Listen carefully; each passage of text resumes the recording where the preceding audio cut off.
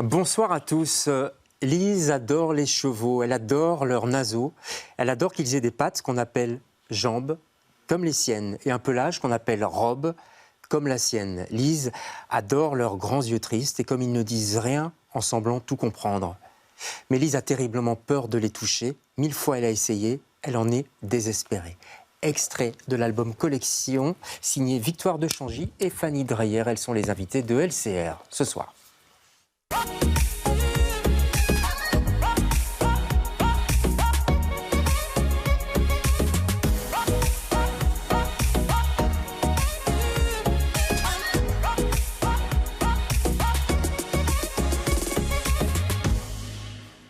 Bonsoir à toutes les deux. Bonsoir. Merci d'être là. Vous allez bien tout d'abord? Oui, tout va bien? Très bien. Sortie merci. de collection, donc c'est à la partie maison d'édition française de qualité, je trouve. C'est pas la première fois, je crois que vous éditez à la partie, en tout cas vous, ou je me trompe? Alors moi j'ai déjà travaillé avec Béatrice Vincent qui est l'éditrice de la partie, mais alors qu'elle était encore dans une autre maison d'édition. Avant elle était chez Albin Michel. D'accord. C'est une maison toute jeune en fait. C'est une maison qui a que 2 ou Oui, 3 oui, ans. c'est ça. Oui, oui. Ouais. Mais à mon avis, ça va bien marcher parce que quand on voit leur catalogue, il est très très beau. Tout à fait. On en reparlera. Est-ce que vous êtes collectionneuse tout d'abord? Victoire, vous êtes collectionneuse, je crois. Absolument.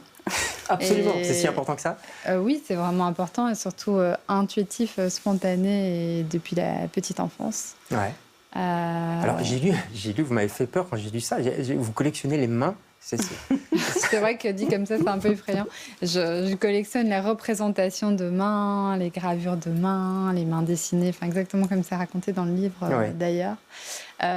Et c'est à peu près ma seule collection concrète qui a subsisté aujourd'hui parce que j'ai collectionné évidemment plein de choses tout au long de mon existence. Mais oui, ça perdure. Les mains, c'est l'endroit que vous préférez dans le corps humain? C'est ce que je trouve le plus beau chez l'autre.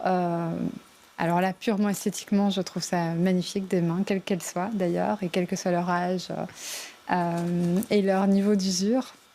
Ouais. Et puis les mains, c'est pour la symbolique que ça charrie. Ouais. C'est vraiment les mains d'artisans, les mains qui façonnent, qui caressent, qui agrippent. Qui peuvent agresser aussi. Qui peuvent agresser aussi. Oui, les mains sont très ambivalentes, mais il y a vraiment un côté sensoriel qui m'importe beaucoup dans tout ce que je fais, dans tout ce qui m'anime. Alors, vous collectionnez entre autres les mains, les images aussi, etc. Vous êtes collectionneuse aussi, Fanny? Oui, tout à fait. De quoi on a envie de savoir? Eh bien, en fait, depuis l'enfance, je collectionne les pierres. Donc, c'est un petit peu moins original que Victoire, mais il y avait vraiment un rapport assez obsessionnel à tout ce qui brille, à tout ce qui a des facettes. Donc, voilà, j'ai une collection de pierres précieuses et donc à l'intérieur du livre, il y a une petite anecdote avec une petite fille qui glisse tous les soirs une pierre sur son oreiller. Et donc, c'est véridique. C'est bien moi. Il y a des allusions aux mains, aux pierres. Donc, il y a des allusions à vous. Vous avez mis chacune un petit peu de vous. Donc, vous, c'est pour le texte, vous, c'est pour le dessin. Mais vous avez mis chacune un peu de vous là-dedans?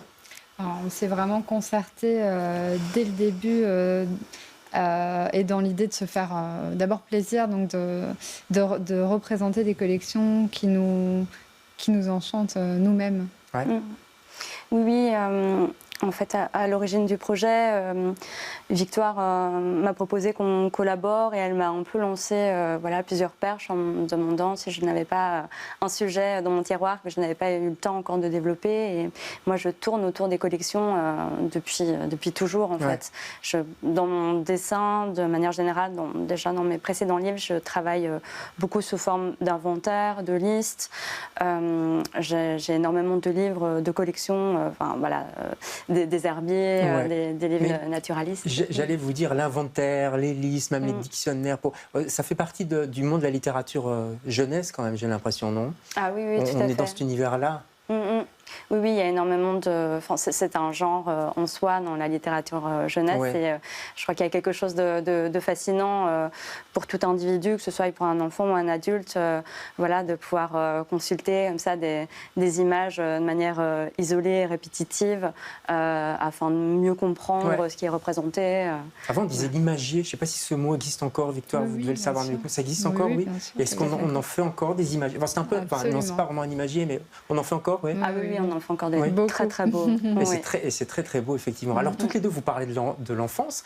Les collections, c'est ça, en fait. Ça nous ramène à l'enfance et ça nous donne une espèce de stabilité, quand même. Enfin, vous avez dit dans une interview que le monde était tellement en mouvement qu'on a peut-être besoin, quelque part, de trouver un lien.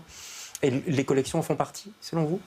Ben oui, de se raccrocher à quelque chose, de l'accumuler, de le chercher un peu partout, d'orienter son regard pour le trouver. Puis il y a quelque chose de l'ordre de l'enfance, parce que on trouve un trésor quand on fait une collection, quand on trouve quelque chose pour y ajouter. Ça a une valeur inestimable, quoi que ce soit, même si c'est quelque chose de très anodin pour les autres. Ouais. Et ça, c'est une magie qui n'en finit pas d'évoluer. Les personnages, parce qu'il y a 7 personnages ou 8 Au total, il y a 8 personnages, avec une 8e collection qui est un peu particulière.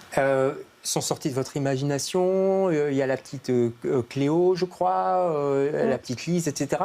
Vous les avez imaginés comment, vous ? Alors, à partir du moment où Victoire vous envoie le texte, comment ça s'est passé ? Il y a vraiment eu un vrai jeu de ping-pong entre nous. Donc, avant que Victoire m'envoie ses textes, il y a eu déjà énormément d'échanges entre nous sur le thème des collections, beaucoup de pistes possibles.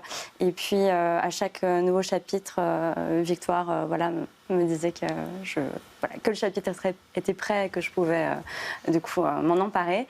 Et comme il y a eu dans chaque chapitre énormément de résonance avec déjà nos propres vécus et des éléments qu'on a glanés ici et là, ça n'a pas été très très compliqué pour moi d'imaginer chacun de ces personnages. Et vous, ça vous confortait ? C'est-à-dire que Fanny, par exemple, dessinait la petite Cléo comme vous l'aviez imaginé, ou alors vous vous êtes saisi, ça fait une surprise, ça crée un plaisir supplémentaire ? Comme je l'imaginais en mieux, vraiment, mais j'étais absolument certaine d'où on allait, parce qu'on a vraiment des univers très parallèles, connexes, proches en tout cas, qui se répondent et qui s'entendent vraiment bien. Donc oui, j'étais sûre que j'allais qu'être émerveillée.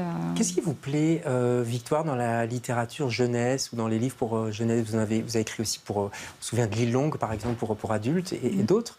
Qu'est-ce qui vous fascine tant dans cette littérature-ci ? Pour les enfants, tout est possible et tout est vraisemblable et rien n'est questionnable. Et c'est cette ouverture qui m'a attirée. D'abord, moi, j'ai voulu écrire des livres pour les enfants avant d'en écrire pour les adultes. Mais ce n'est pas le public le plus facile à atteindre. Ce n'est pas facile de trouver un ton qui soit juste. Oui. Ce n'est pas facile de se mettre à hauteur d'enfant.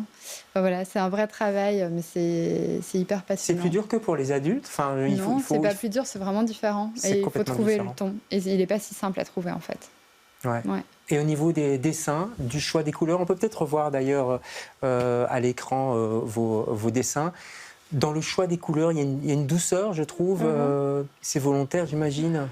En tout cas, pour moi, les couleurs, c'est extrêmement important. Et c'est vrai qu'au début de chaque travail plastique que je mène, je me crée une palette de couleurs. Ouais. Et après, j'essaye de m'y tenir. Et c'est vrai que volontairement, dans collection, je n'ai pas utilisé de jaune. On a du jaune pâle, des pastels, mais on n'a pas de jaune criard. Et je pense que... Pourquoi ? Parce que justement, je recherchais quelque chose d'un peu plus doux et un peu plus feutré, peut-être moins solaire que d'autres livres que j'ai pu faire. Pour moi, il y avait quelque chose d'un peu plus intime à trouver dans l'univers de collection. Donc voilà, je me suis engagée vers d'autres pistes colorées en mettant beaucoup le rouge en avant aussi, qui est un peu un fil conducteur tout au long des images. Est-ce que la littérature et l'illustration vont bien ensemble ? Vous voyez ce que je veux dire ? Parce que ce que vous écrivez, je ne l'ai pas encore dit, mais c'est très très bien écrit, c'est de la littérature. C'est pas juste, vous n'avez pas juste mis quelques mots en dessous des dessins. Est-ce que ça va bien ensemble ? Est-ce que c'est facile comme couple ? C'est un travail pour que ça aille bien ensemble. Oui. Je me souviens de Fanny qui disait là, il faut pas que l'image reproduise simplement ce que le texte dit. Ça, c'est pas intéressant. Il faut que ça se complète. C'est vraiment un dialogue, en fait. Oui, et puis il faut même trouver qu'est-ce qui va les augmenter l'une et l'autre, en fait. Voilà, il y a vraiment quelque chose qui se crée en confrontant le texte et l'image. Mais vous vous adaptez aux artistes, aux dessinatrices, par exemple, vous avez travaillé avec Marine Schneider aussi, vous vous adaptez à son univers, ici c'est vous adaptez un peu à cet univers-là, comment ça se passe ? Non, je pense que c'est vraiment... oui, probablement. Quand même. Mais c'est avant tout des univers qui se rencontrent. Je ne pense pas avoir agi vraiment différemment, par exemple, avec Marine ou avec Fanny. Après, comme je connais et j'admire leur travail à toutes les deux, certainement que je visualise moi-même comment est-ce qu'elles pourraient le représenter. mais oui, c'est vraiment un dialogue avant tout.